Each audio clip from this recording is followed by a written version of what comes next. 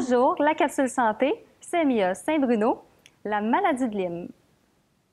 Alors, bonjour Catherine Gagnon, notre sujet de la capsule santé, maladie de Lyme. Alors Catherine, la maladie de Lyme, qu'est-ce que la maladie de Lyme et quels sont les principaux symptômes? La maladie de Lyme, c'est une maladie très complexe qui, à la base, est transmise principalement par les tiques. Un petit insecte qui rentre sa tête en dessous de la peau et qui va transmettre souvent plusieurs bactéries, des virus. C'est pas juste une bactérie. On sait que la bactérie principale, c'est Borrelia burgdorferi.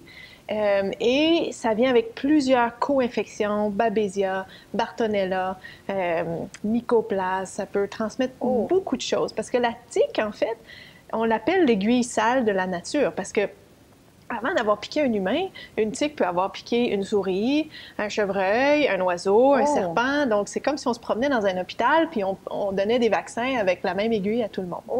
Donc, ça vient avec un lot de beaucoup de pathogènes.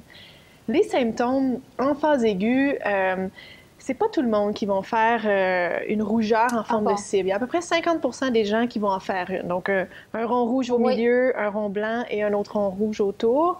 Mais c'est pas tout le monde qui va en faire une. Souvent, les symptômes, ça ressemble comme une grosse grippe. On est fatigué, on peut avoir de la fièvre, des sueurs la nuit, des courbatures, des douleurs musculaires. Ça peut ressembler aux symptômes d'une mononucléose aussi. Et ça peut durer quelques jours à quelques semaines. C'est pas tout le monde non plus qui va avoir les symptômes avec la même intensité. Là où c'est plus problématique, c'est quand ça devient chronique. Mettons que la personne s'est fait piquer, mais elle s'en est pas rendue compte. Elle n'a pas eu d'érythème, de rougeur, et elle a eu peut-être des symptômes qu'elle a cru que c'était un rhume ou une grippe. Puis elle n'a pas consulté, elle n'a pas eu de traitement. Ce qui se passe à ce moment-là, c'est que les pathogènes, les bactéries, les virus, ils vont aller s'infiltrer dans les tissus. Puis on l'appelle chronique après 3 mois. Quand ça fait 3 mois et plus qu'on a été piqué par la tique. Là, ça va donner beaucoup de symptômes dans à peu près tous les systèmes. Dans le système neurologique, ça peut aller donner des problèmes de concentration, des maux de tête, des engourdissements, des difficultés de coordination, de motricité, des engourdissements. Ça peut donner des symptômes au niveau des yeux. On ne voit plus le champ de profondeur. Il y en a qui voient beaucoup de points, c'est ça. Ça peut donner des symptômes au niveau cardiaque, des palpitations. Ça peut donner des grosses sueurs la nuit, des problèmes digestifs, de la difficulté à digérer, des ballonnements, de la diarrhée, constipation alors qu'on n'avait pas ça avant, des problèmes reproducteurs pour les femmes, les règles qui se dérèglent, plus de libido, des problèmes au niveau de la peau, difficulté de guérir des plaies, la peau peut devenir ridée. Ça peut donner des douleurs musculaires, des douleurs articulaires. Donc, ce que je dis souvent aux gens... La liste est longue. Puis ce que je dis souvent aux gens, c'est ne prenez pas un symptôme isolé et pensez que c'est la maladie de Lyme. Il faut voir le tableau global clinique dans l'ensemble. En gros, souvent, ce que je dis aux gens, c'est si vous avez des symptômes dans à peu près tous les systèmes, que vous êtes allé consulter, vous avez passé des tests, il n'y a à peu près rien de concluant. On a essayé des traitements, puis on ne sait pas trop ce que c'est, puis... les médecins peut-être sont peut-être pas au courant que c'est ça. Pensez à la maladie de Lyme. Il faut y penser. On est dans une région endémique et il y en a de plus en plus.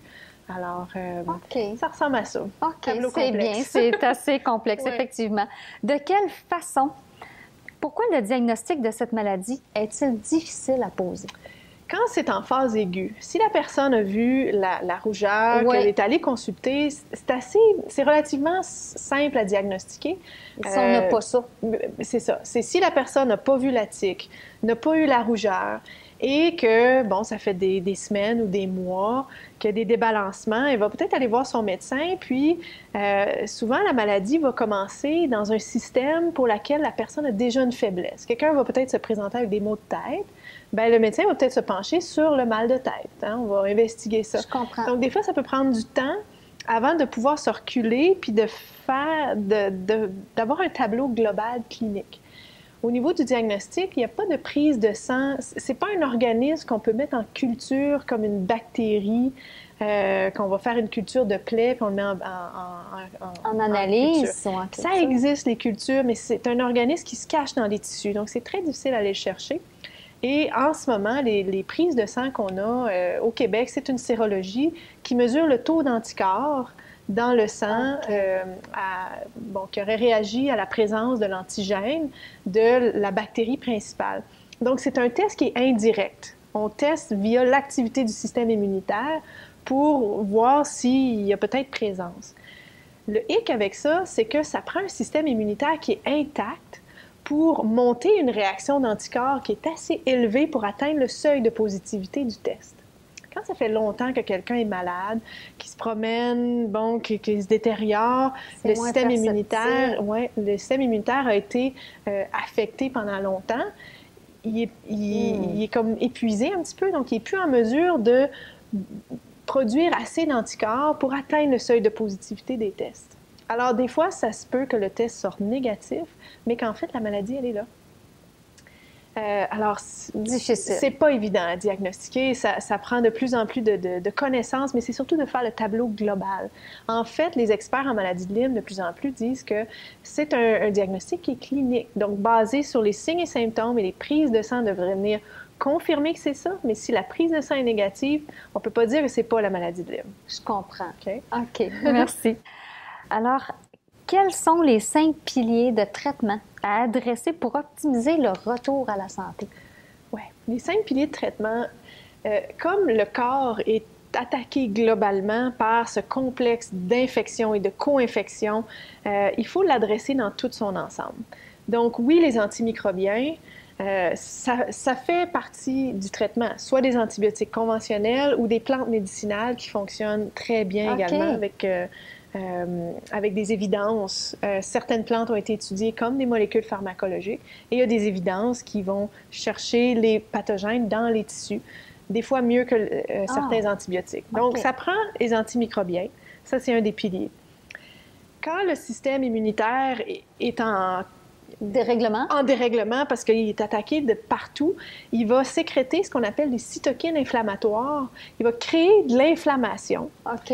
Et les toxines des bactéries elles-mêmes vont créer aussi de l'inflammation. Donc, il faut aller réduire la cascade inflammatoire parce que l'inflammation, c'est néfaste pour les tissus à long terme. Ça va amener d'autres symptômes. Exactement, ça va amener d'autres symptômes. Donc, on veut réduire la cascade inflammatoire. Ça, on fait ça avec l'alimentation, certains suppléments naturels aussi qui vont aider, certaines habitudes dans le mode de vie, gestion des émotions. Il y a beaucoup de choses qui vont aider à réduire la cascade inflammatoire. Troisième pilier, il faut moduler le système immunitaire. À certains endroits, il est trop actif, parce que là, il est sous attaque, et à d'autres endroits, il est hypoactif, il n'est pas assez activé.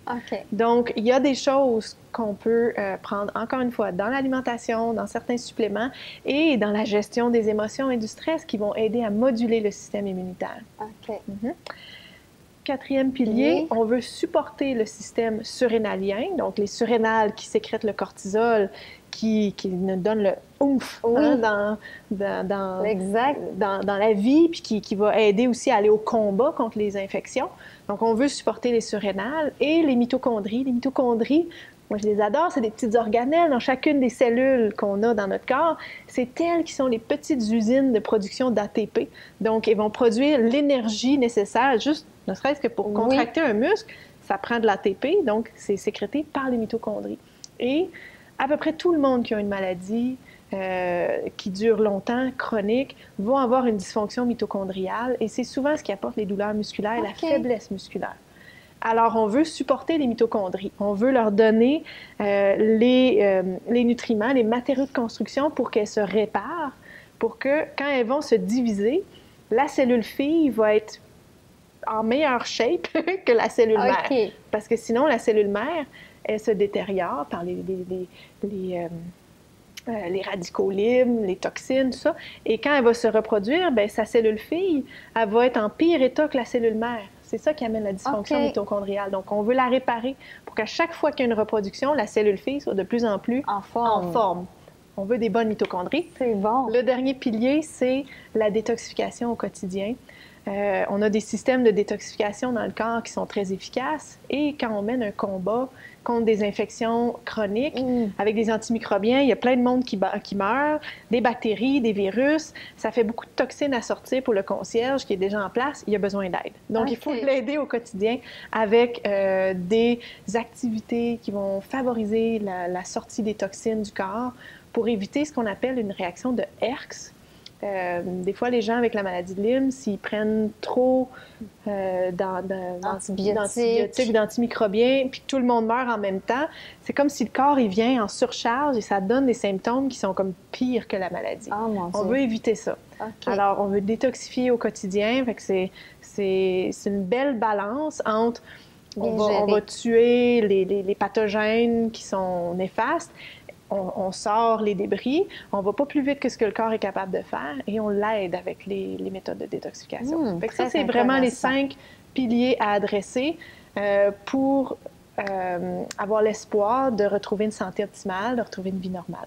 Merci beaucoup, Catherine. C'était fort intéressant. Merci, Chantal.